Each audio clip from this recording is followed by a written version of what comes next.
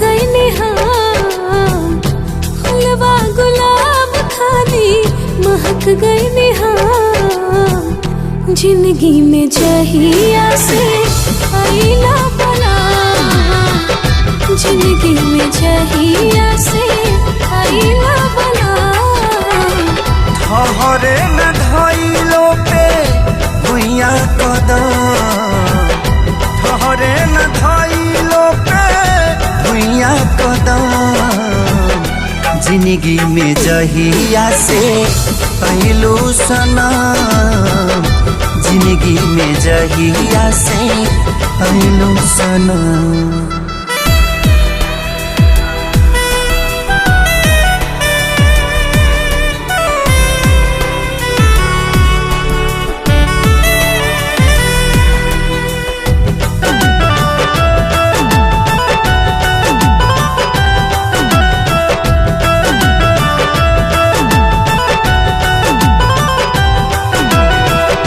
दिलवा के कोना कोना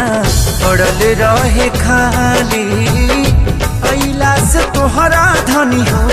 आइले हरियाली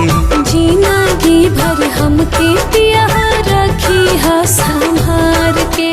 काम जानी हो खेती है अपनाई प्यार के लगे अब तो फल गईल हमरो जना जिंदगी में जहिया से पहलू सनम जिंदगी में जहिया से आईला बना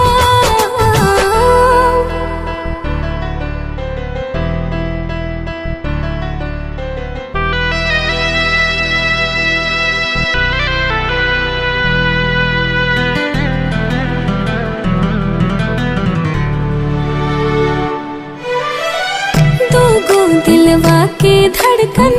मिलके अब एक होता राम जी बनवले जोड़ी काम बड़ा नेक होता मिल गईलू जब तू जानता अब का चाहिए हो एकरा से बेसी कुछ ना चाहिए हो खुद के धनवान सबसे भाने लगने खुद के धनवान सबसे माने लगने जिंदगी में जहिया से आईला बना जिंदगी में जहिया से आईला बना हरे न धइलो पे भुइया कदम